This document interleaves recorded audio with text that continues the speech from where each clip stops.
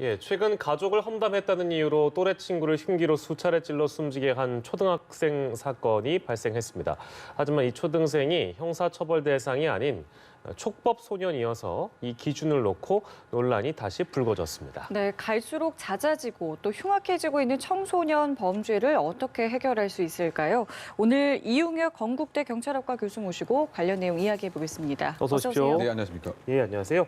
자, 이 촉법 소년이라는 제도에 대해서 저희가 좀 오늘 들여다볼 텐데 이 제도를 제정한 원래 목적이 뭐였습니까? 일단 그 촉법 소년이라고 하는 그 개념 자체가 그 법에 저촉이 되지만 예. 형벌을 부과하지 않는 10세부터 13세까지의 소년들을 얘기를 합니다. 네. 결국은 이제 그 소년법의 그 제정 목적과 상통하는 것인데요. 예. 왜냐하면 나이가 어리기 때문에 책임 능력이 없다고 봐야 될 것 같고, 그렇다고 본다면 개선 교화의 가능성이 상당히 그 농후하기 때문에 예. 성인에게 부과하는 형벌보다는 교육을 통해서 범죄의 악성 자체가 개선 교화될 수가 있다. 예. 이와 같은 개선 교화의 가능성이 염두를 둔 것이고요. 따라서 형벌이 아닌 보호 처분 1호부터 10호까지 마련해서 조금 더 낙인 효과를 예방하고 교육적 교정 행정에 이념을 두는 제도다, 이렇게 말씀드릴 수가 있겠습니다. 예. 근데 문제는 지금 이 범죄가 점점 이제 잦아지고 있고 잔인해지고 있기 때문에 저희가 모셔서 이야기를 나누는 건데 이게 왜 이렇게 되고 있다고 보시고 계시는지요?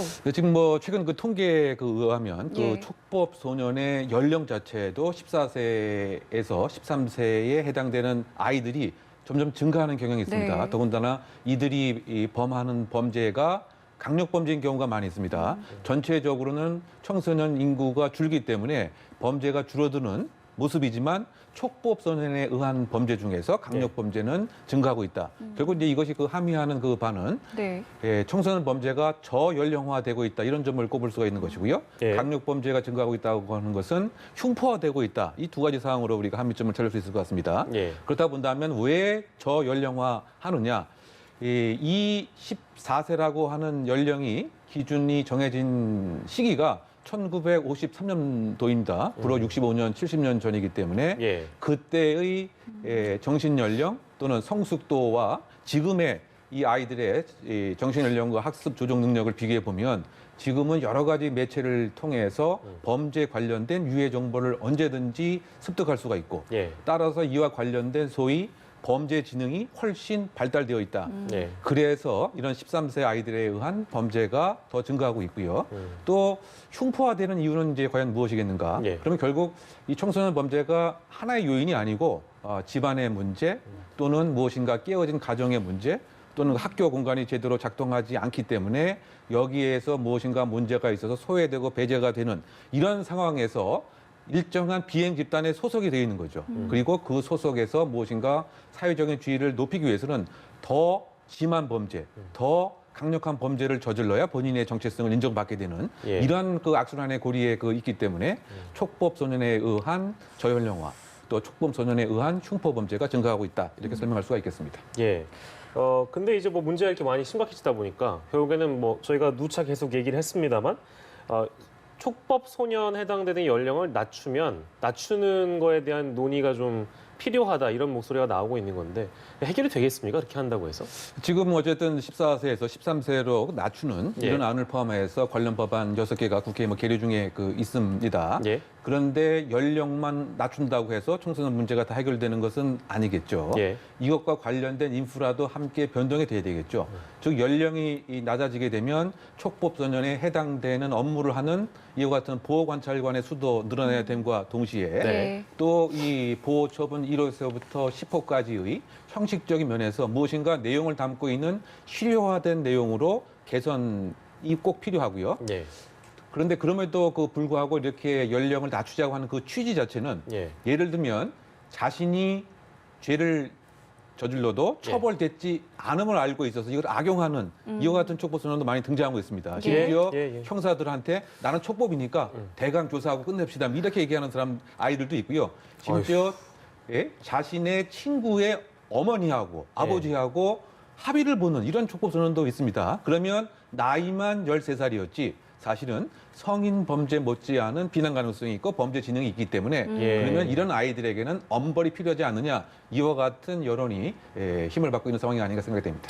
하지만 이제 반대로 너무 어린 나이에 범죄자로 낙인을 찍혀 살아간다면 그 살아가야 되는 세월이 너무 길지 않느냐 이런 의견도 있더라고요. 그렇죠. 사실은 이제 그 낙인 효과의 폐해, 그 자신의 자아 정체감이 이제 부정적으로 형성이 되고 나는 이제 범죄자다. 예. 그리고 일정한 형사적 처분으로 인해서 제대로 된 직업을 얻지 못하든가 또는 건전한 동료로부터 배척된다든가 네. 그럼 계속 이제 비행 친구만 이렇게 사귀게 됩니다. 그러면 결국은 이른바 만성적 범죄자, 직업적 범죄인의 길을 갖게 되는 이런 문제가 결국 이제 낙인 효과의 폐해입니다. 예. 그런데 또 다른 측면에서 우리가 제지 효과라고 하는 것이 있는데 자신의 비행에 대해서 불이익을 경험하지 못하면 아 이거 아무 일 없구나 라고 해서 오히려 범죄를 계속하는 이와 같은 제지 효과가 부족하게 되는 경향이 또 있는 거죠. 예. 그래서 이것은 선택의 문제입니다. 그 사회에서 예. 낙인 효과를 우선시할지 아니면 이른바 위하 효과, 제지 효과를 그 담보를 할지.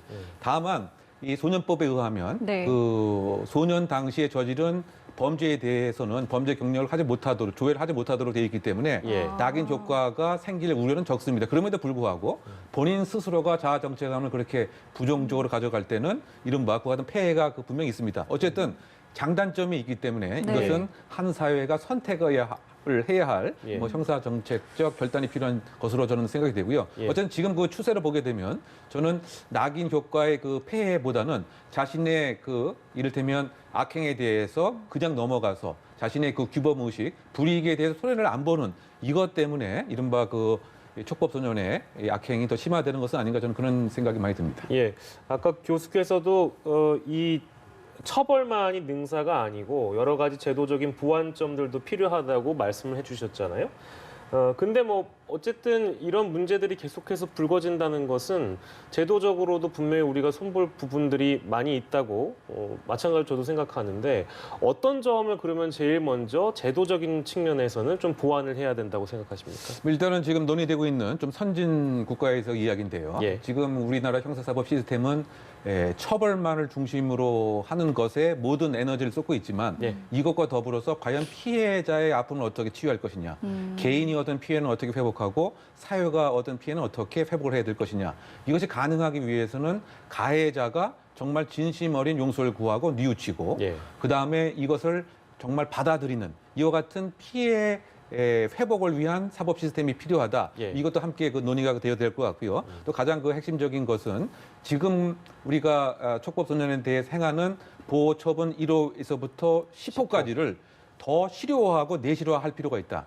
지금의 1호부터 10호는 어떻게 본다면 무늬만 보호 처분이라고 하는 제도지. 예. 그 안을 들여다보면 그야말로 알맹이가 없는 것으로까지 비판할 수가 있습니다. 예를 들면 보호 관찰에 있어서 27대 150의 법칙이라고 하는 것이 어떻게 회자되고 있는데요. 예, 그 예. 얘기는 뭐냐면 우리나라 보호 관찰관 1위는 예. 이와 같은 그 비행 소년을 무려 150명을 담당하고 있습니다. 반면 아. 선진국에서는 한 25명 불과한 거죠.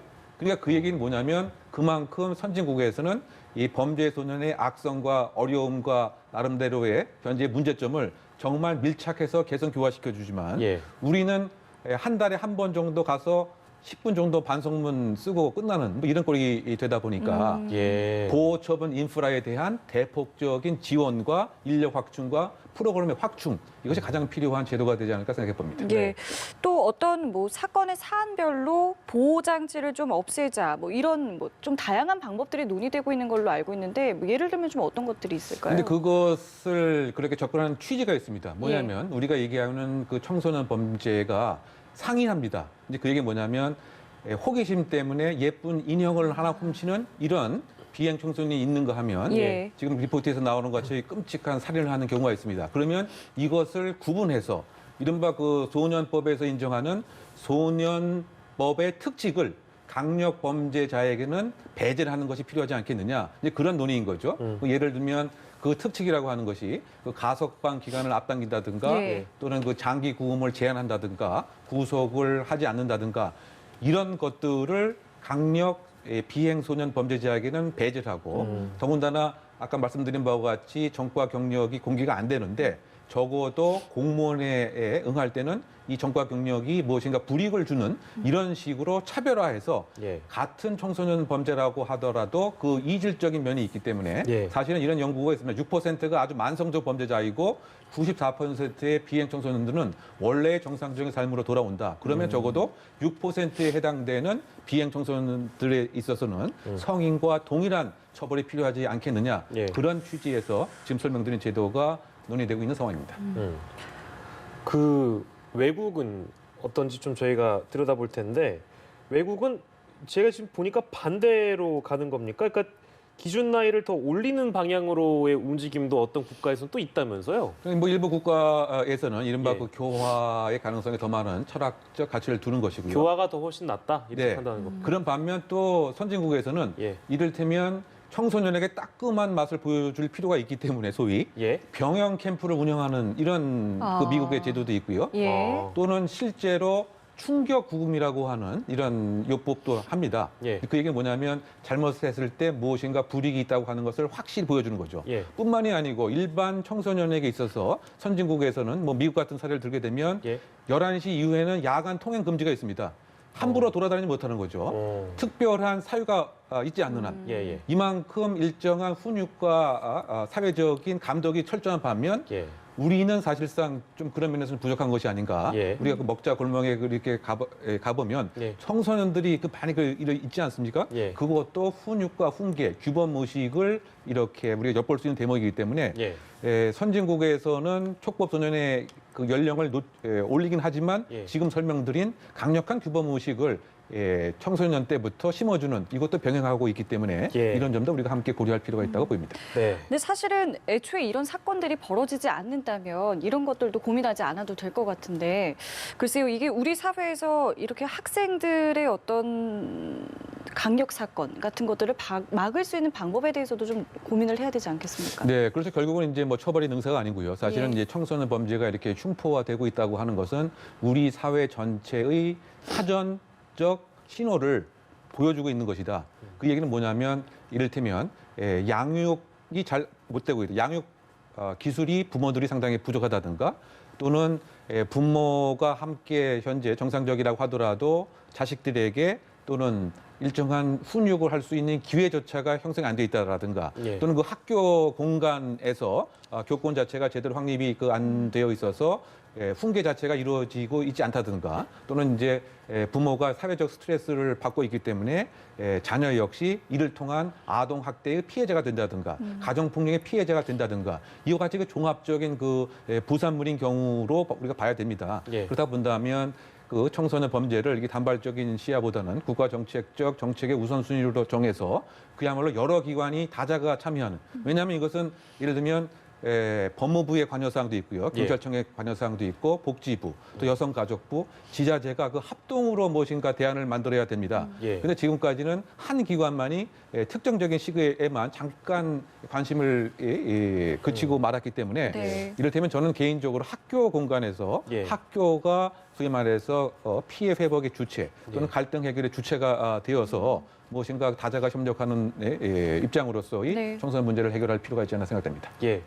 참 쉬운 문제가 아닌 것 같습니다. 손볼 게 한두 가지가 아닌 것 같은데 근본적인 해결 방안을 마련하려면 참 많은 노력이 필요할 거라는 생각이 좀 드네요. 예, 오늘 촉법소년과 관련된 얘기를 좀 해봤습니다. 이웅혁 건국대 경찰학과 교수와 관련 이야기 나눠봤습니다. 교수님 고맙습니다. 네, 감사합니다.